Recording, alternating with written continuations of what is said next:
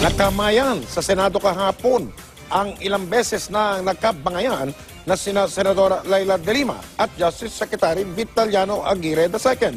Nag-uusap sina Aguirre at Senadora Loren Legarda nang ilapit ni Senadora Cynthia Villar si de Lima sa kanila. Unang kinamayan ni Aguirre si Villar at Senador Ralph Recto at sa huli ay nakipagkamay na rin kay de Lima. Saglit din kinausap ni de Lima si Aguirre.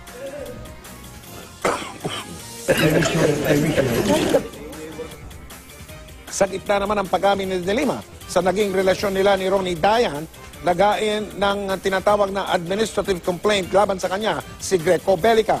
Hiniling ni Bellica na masuspindi si de Lima ng 70 araw dahil sa manoy gross immorality.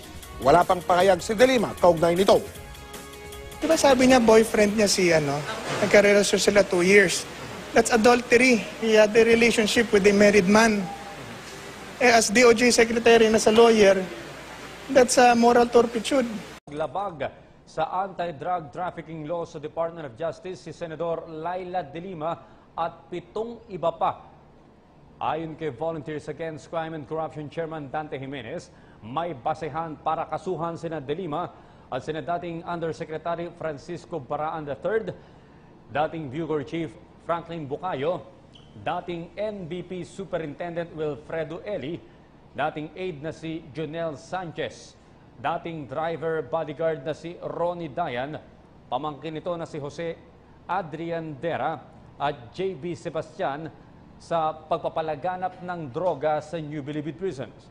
Ginamit nila ni de Lima ang kanyang kapangyarihan bilang Justice Secretary para ipromote ang massive drug trade sa Bilibid. Lumabas anya sa pagdinig ng Kamara na naging Little Las Vegas at World Wild West ang maximum security compound ng NBP noong si de Lima pa ang kalihim ng DOJ, bukod pa sa pagiging drug center of the Philippines. Naniniwala naman si Jimenez na may motibo si de Lima para masangkot sa illegal drug trade dahil sa ambisyon nito na maging senador noong pang taong 2013.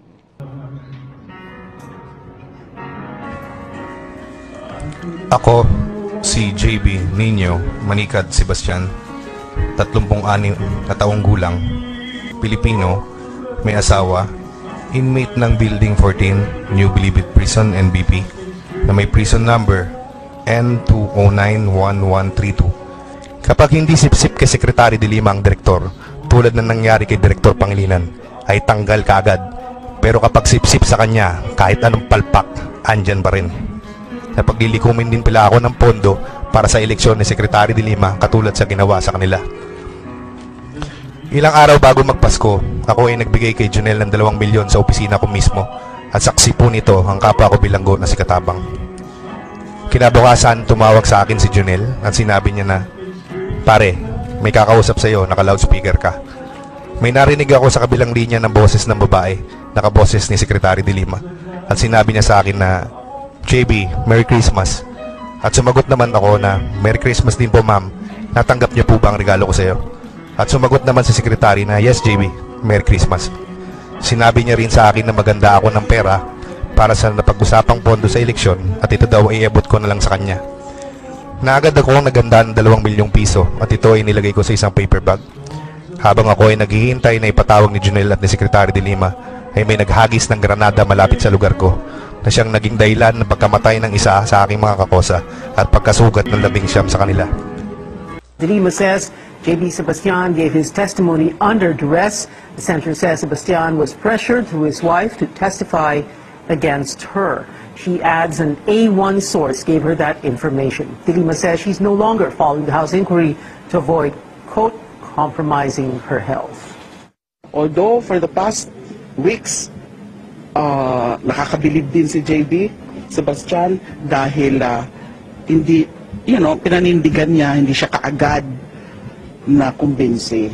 But now that he has finally appeared there at nagsumama na rin siya sa mga kasinungalingan na yan, ibig sabihin, hindi na niya kaya yung pressure. Dahil yung source ko rin poses na talaga naman na yung target nung alleged riot ngayon dun sa Bilibid 19 ay siya. Napapatayin daw talaga siya. Emosyonal naman na giniit ni Senadora Laila de Lima na hindi raw totoo ang akusasyong tumanggap siya ng drug money mula sa Bilibid. Kasinungalingan din daw na nagkaroon sila ng relasyon ng dati niyang aide na si Jonel Sanchez. Balitang hatid ni Jam Cesante. Katulad po nung concert.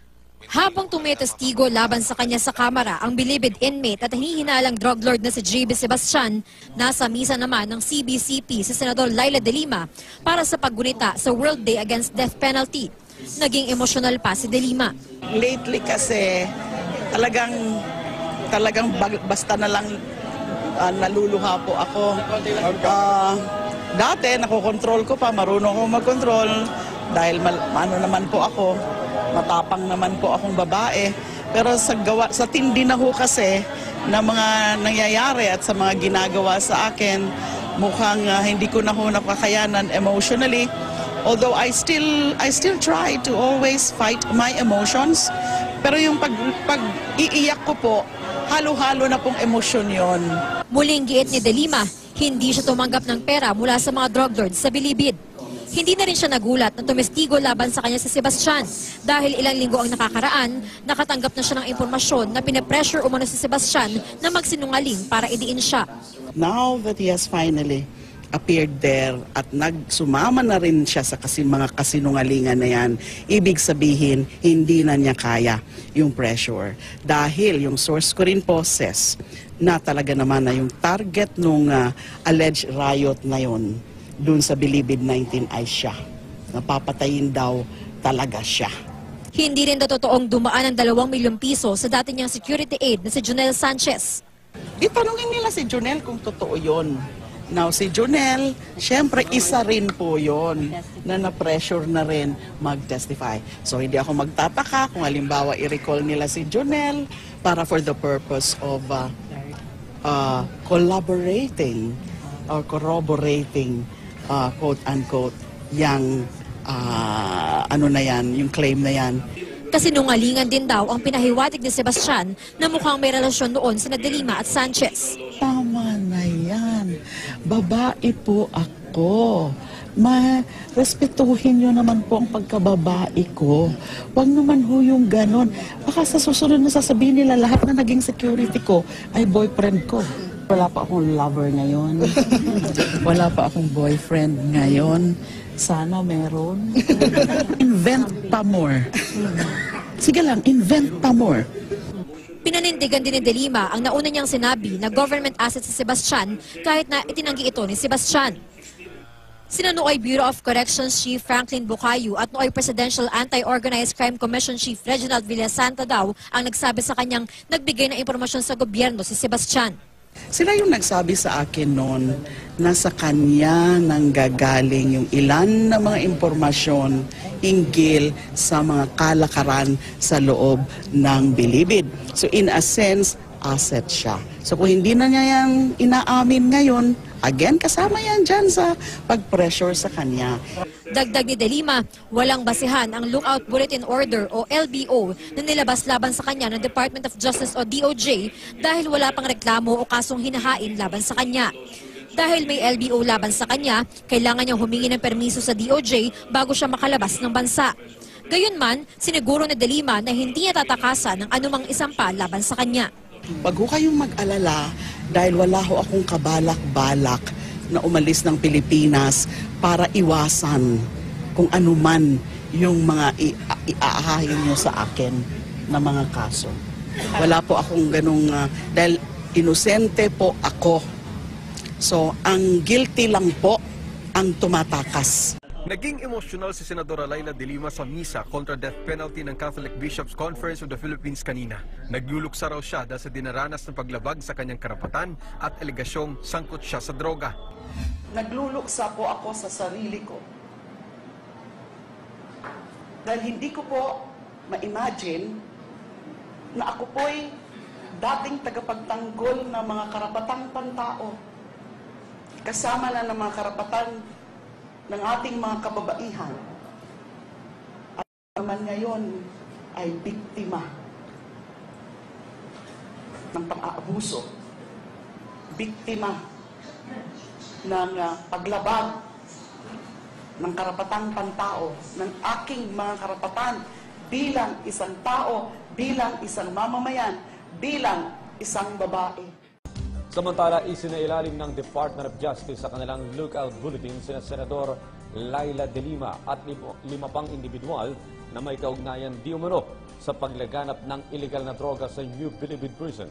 Kabilang sa isinailalim sa lookout bulletin sina dating Justice Undersecretary Francisco Baraan III, dating Bureau of Corrections Director Franklin Jesus Bucayo, Presidential Security Group Member Jonel Sanchez, dating Presidential Anti-Organized Crime Commission Executive Director Reginald Villasanta, at ang dating driver at bodyguard ni De Lima na si Ronnie Dayan.